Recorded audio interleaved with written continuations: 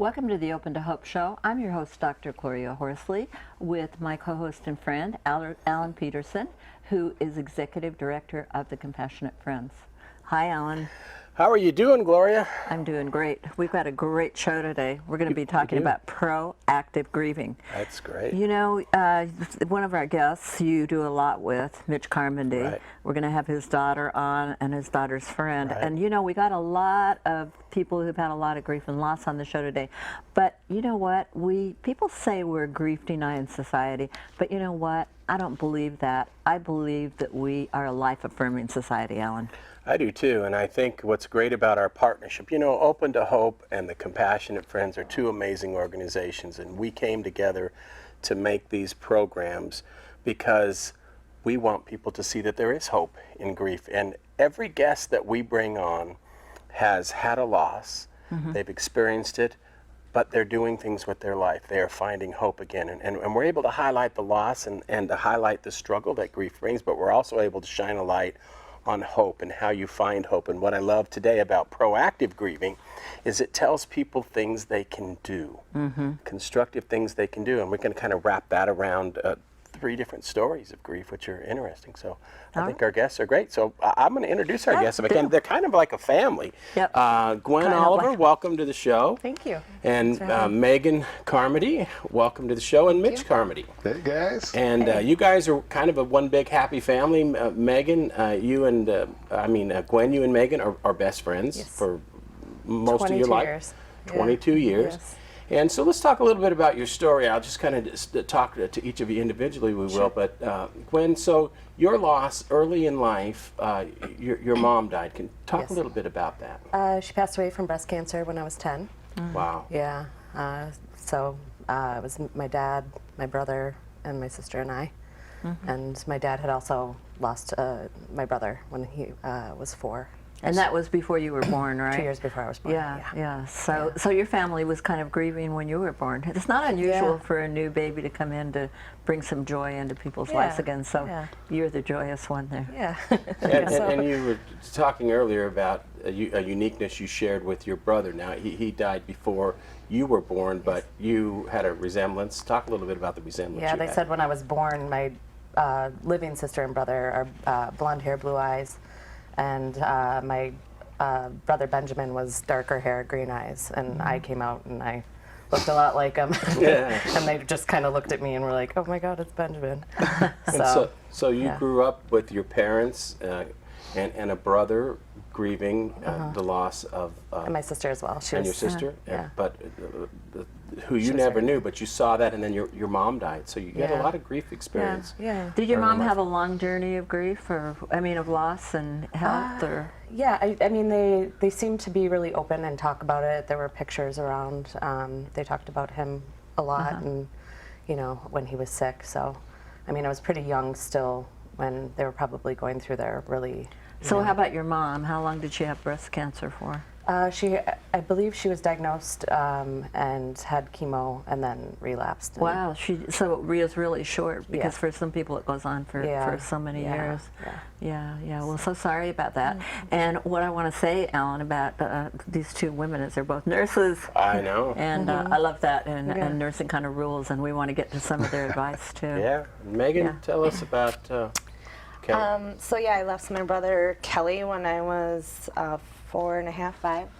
That age, yeah. So I was pretty young when he passed away, but. And he's been a part of your life. I think that what's interesting is knowing you as kind of a group together. Kelly's always been a part of your life because a lot of the work that your mom and your dad do, and they always kept Kelly alive. Yes. And so what was that experience like? Well, I just remember, every birthday we would they would encourage me to do a birthday card, and then we would send it up in the fireplace and every birthday. So we would always remember birthdays, and then Christmas too. We would go through his trunk of things and look at. He had a collection of Garbage Pail Kids and some old outfits that he still had, and so we'd go through the trunk and look at his things on Christmas to remember him. So, yeah. Well, I know you're very proud of your father. What is it like to be the daughter of one of the gurus of grief who travels around the world, really, and he's sought after. He's such a really bright light in the world, one of the top Yes. speakers in the world on grief and loss. What is that like to... Well, hard to follow in his footsteps, that's for sure. And I think he has great advice for people. And I meet people throughout my lifetime, and if they have any experienced grief in their life, I was like, oh, you should talk to my dad. He's been through a lot, and he meets a lot of different people, and has great advice for people. So He very really proud of him. speaks to people too. Yeah. Now, did he I help you when you were going through your mom's loss? So I met Megan when I was 12. I lost my mom when I was 10. Wow. So, I mean, I still, I met him, and they were just kind of like a healing group of people that I met. And I'm not sure, consciously I knew where I was at with my grieving at that stage of 12 years old, but Right. I think just being around them and being able to talk about it, and hearing them talk. a lot of yeah. people felt like, oh, it's taboo to talk about her, her loss and Yeah. her mom dying. And I think that was our instant connection that we had. We had something in common when we met, and not right away. We didn't talk about it, but then once we got to know each other, I was like, I lost my brother, and she's like, I lost my mom, and then it was a kind of an automatic connection with us. So. Well, Like I a know, sister. Mitch, you're proud of these two girls. Oh, and, yes, yes. You've got quite a grief story. You've had a lot of loss in your life, and of course, you're a dear friend of mine, both of ours, and we're biased, but what a loving, compassionate, kind man, and you We've reach got to out talk people. about how many losses he's had. Yeah. I mean, it's Well, pretty why incredible. don't you tell- Your dad I mean- died when you were how old? Yes, my father died when I was 15. He had triple bypass in 1969, and that was the first loss I had. And what do you do? My mom says, "You're the man of the family now. You got to buck up and get over this and take care of the farm and your sisters." And so that was my first experience in loss, was you buck up and get over it.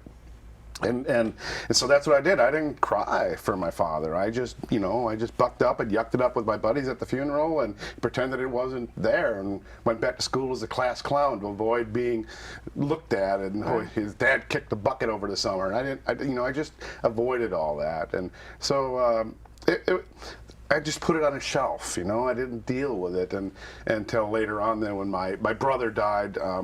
He was in a state hospital for many years, his whole life rather, and he died when I was 21 years old. Wow. And then he died in the hospital, and the relationship changed. And when you're in grief, when you're grieving, the relationship between the griever and those who've died makes a big difference.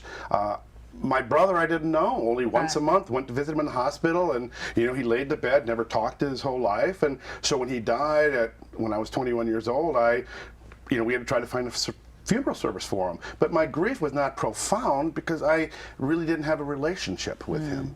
And then we did find a place that would bury him, and we had an Irish wake. We went to a piano bar and we partied and said, celebrate that David's free from his body and from the hospital that he was in. And so I said, the first grief I had, you buck it up and you get over it, you don't talk about it. The second grief, we have a party. Right. And so it just, then when my twin sister, I have a twin sister that was, we celebrated every single birthday together, every year.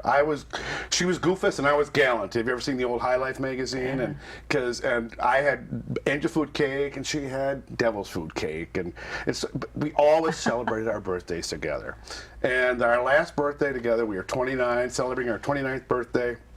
And she said, and she had had a rough life. She'd gone through a lot of things and really climbed up and found herself again. Was the happiest I'd ever seen her. She had 2 boys at home. She had 2 twins, boy-girl twins at home at 16-month-old. Wow. And she said, well, you can turn 30 next year, Mickey, but I'm going to stay 29 forever.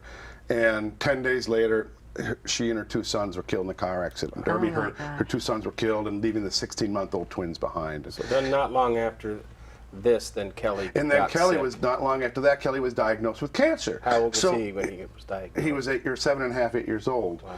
And so then then I had to put my heart on the shelf again. My sister's grief, I put it on the shelf again and said, I'll deal with Sandy later. I can't. I got to try to save my son's life. And so I put all my energy into that. And so then when he died, I started grieving for Kelly, which it broke the straw that broke my back, you know. And so I never went back and dealt with my sister until many, many, many years later. In fact, just not too long ago, right? You were 3 years later. But show the book that you've done. Yep. Love to show my beautiful son. This is Yeah. Kelly James. He had the most beautiful blue eyes. And talk a little bit about Letters to My Son. Yeah, the book, I started, after Kelly died, I started writing letters, just to keep him in the first person. I missed him so much that I would just say, hey, Kelly, how you doing? You know, remember we were in Hawaii? Remember when you were eating, he ate the little worm out of the tequila bottle, you know? And I said, are you kidding me? But he's 9 years old, he's dying. If he wanted to eat the worm out of the tequila bottle, he could do that. And so we had talked to him about things that we had done and how much I missed him. And I even said in one letter, I said, you know, Kelly, I can't believe this. This is not as bad as I thought. It's 3 months down the road, and I'm back at work, and I'm thinking, oh my God. Then 6 months later, I wrote a letter to him and said, Kelly, I can't get out of bed. I don't want to go to work. I just want to stop walk in front of a truck. I can't take living without you. So it shows how grief 3 months down the road, I was still in shock, and that letter reflected that. 6 months down the road reflected when the shock had kind of waned, and the reality of the trauma came in, and I said, oh my God, this is awful. I can't live like this. So I thought this would really help maybe some other bereaved families, that this is kind of a pattern, or I mean, a roadmap of where maybe grief may go for a bereaved family. How do people get your book? Just by going on Amazon.com is the Kindle version, or directly from my studios, HeartleyStudios.com. Okay, let me ask you a question, because you know, this just whole list of loss, which just seems overwhelming when you first hear about it. So, and I know this is not something you can answer in one sentence, but how do you get from there?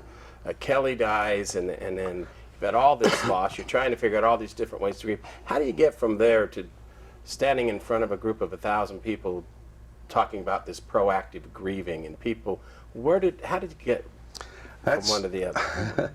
I made a conscious decision, because I'm an artist and I do artwork, and then my book is filled with artwork that I've created. And but for 5 years after Kelly died, I didn't do any artwork.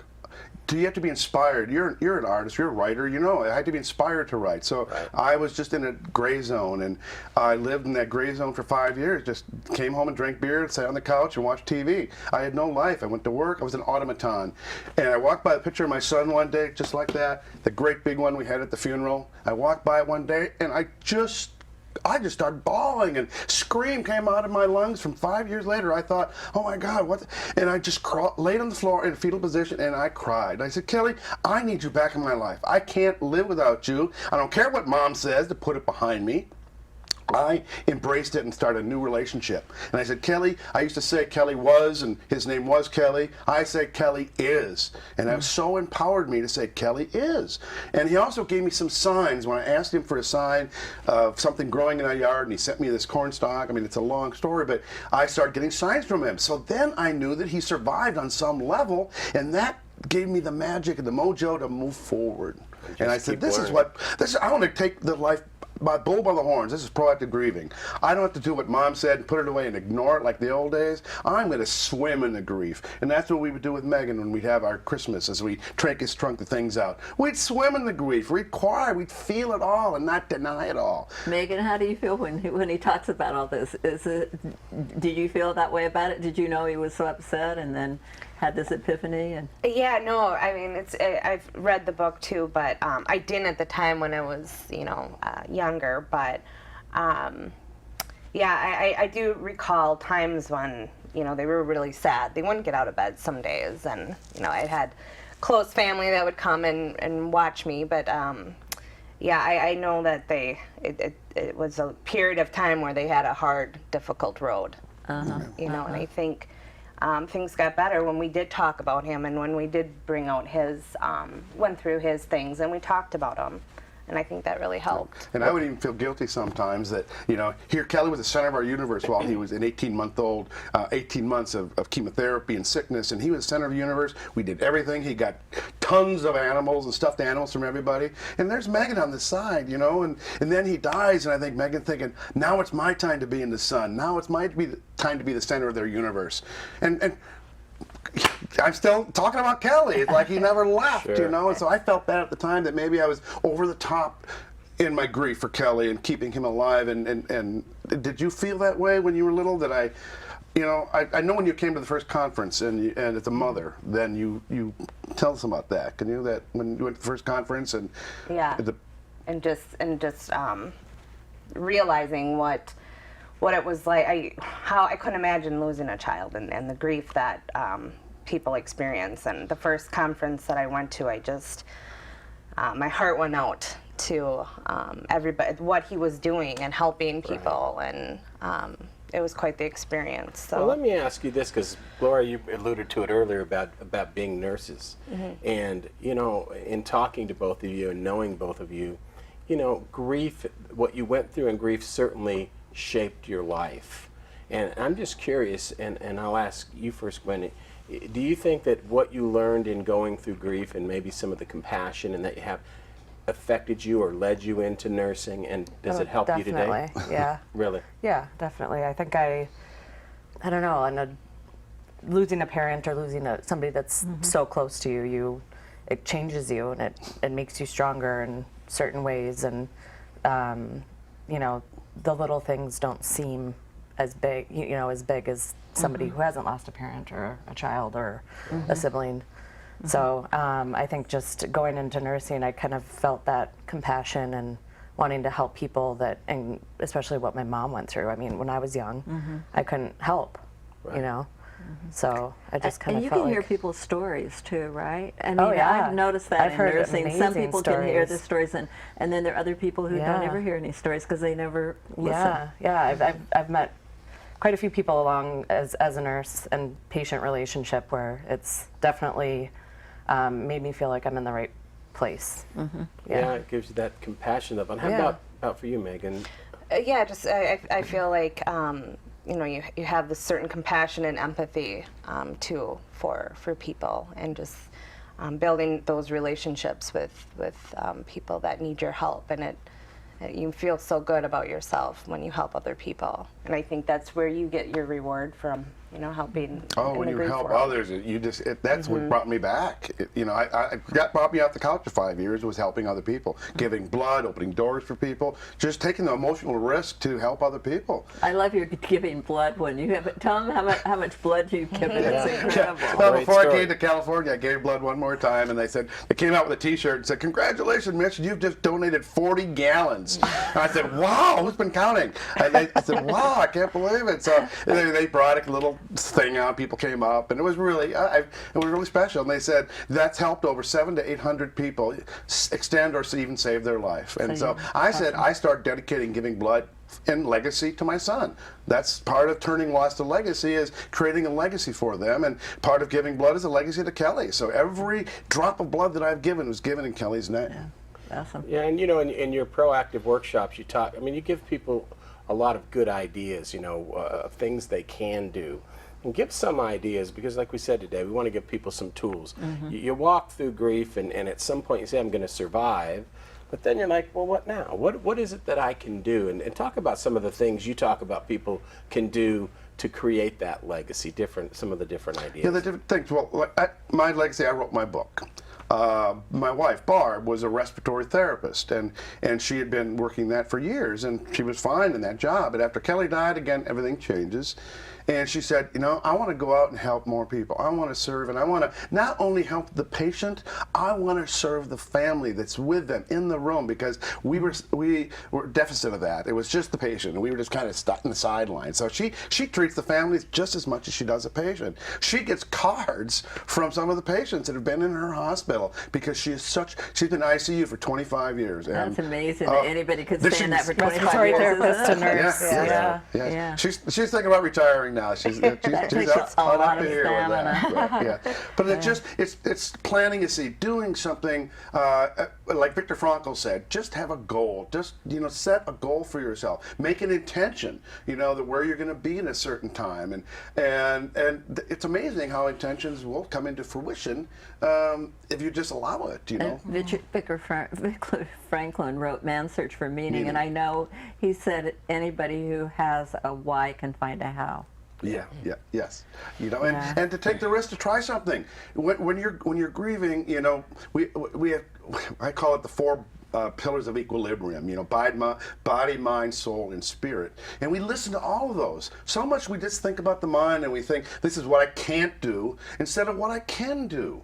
And we listened to our heart and said, you know, I've always wanted to be an artist, or I want to be a writer. Well, take the emotional risk to do it. You've been hurt so bad already in your grief. It really gives you license to grow, to do things. You know, I don't like the word growing in grief, but eventually you do. And you don't say that to someone at the funeral. Somebody told me a grief muscle, though. I kind of like grief that muscles. a little Yes, bit. They developed a grief muscle. Yes, and it takes a while. I like that, grief muscles. I like what you say, Gloria, too, is we tend to lose our fear. Yeah. When Do we you go guys through find this that? loss- Have you lost your fear? Do you think you're a little more fearless than Live other life. people?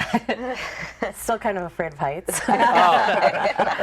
But maybe fearless to step go- into those to do emotional, something, personal yeah. relation Oh, sure. spaces. Yeah. Yeah. I think I was always kind of a fearless child, but I think I've.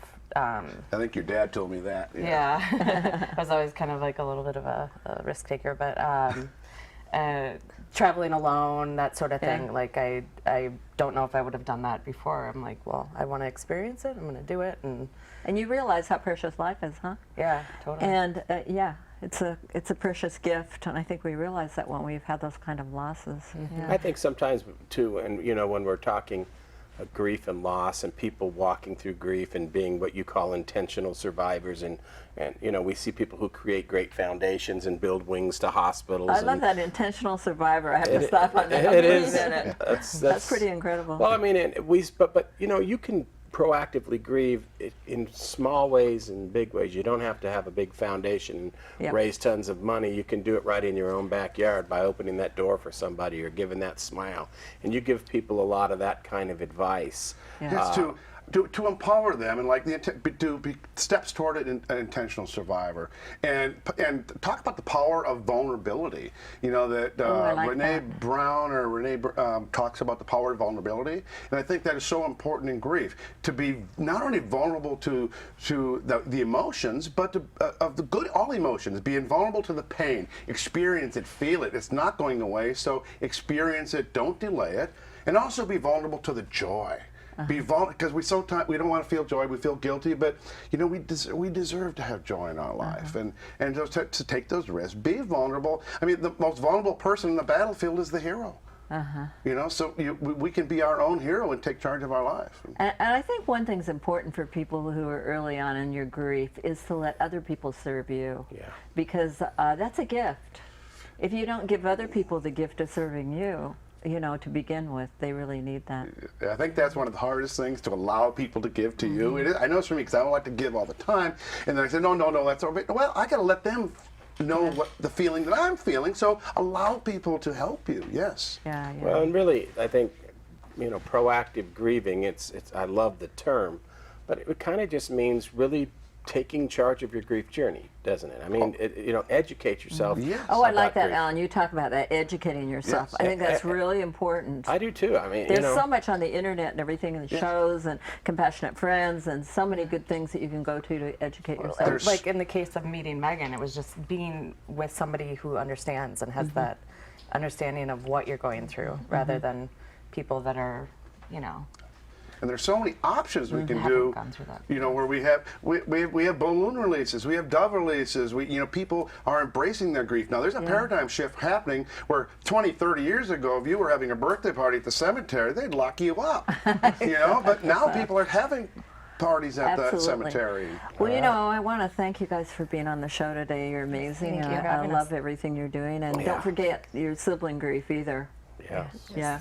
And Alan, you're going to be singing for us, and Mitch is going to be signing. We right? are. It's great having you all on the show. We're going to sing "Thanks for the Little While" today, which I think sums up, you know, all of our grief. So Absolutely. thank you guys. Again, thanks a lot for being on the show. Perfect choice, Alan. Well, thanks a lot for watching the Open to Hope show today. And I want to remind you that if you've lost hope, please lean on ours till you find your own. And also, I want to say to you, please tell your friends and neighbors about the Compassionate Friends, about the Open to Hope show. We have a lot of articles and music and all sorts of things going online, so please visit us at opentohope.com, and God bless.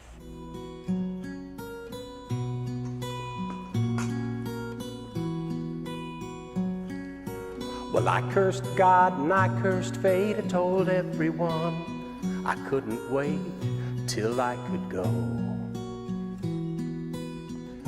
It turned me inside out and upside down. I could barely breathe or get around. It hurt me so. It took some time, but one day I knew I'd spend the rest of my life telling the world about you. Thanks for the hugs and all the kisses and your sweet laughter everybody misses. Thanks for the joy and the memories. I still cry, 'cause it ain't easy. But then again I have to smile. Thanks for the little while. Well, I have learned it's up to me to give you a voice for the world to see. So that's what I do. Your love has been my guiding light, so I hold on to it tight. It helps me through. But I had to let my anger go, so I could let all my love for you show. Thanks for the hugs and all the kisses and your sweet laughter everybody misses. Thanks for the joy and the memories.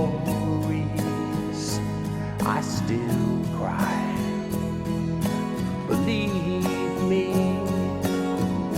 But then again I have to smile. Thanks for the little while.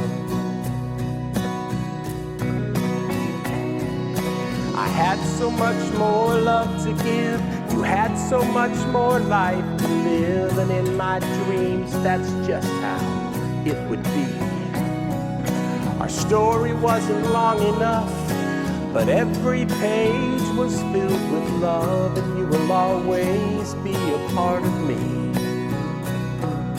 So I won't let tomorrow take away all the beauty we shared yesterday. Thanks for the hugs and your sweet kisses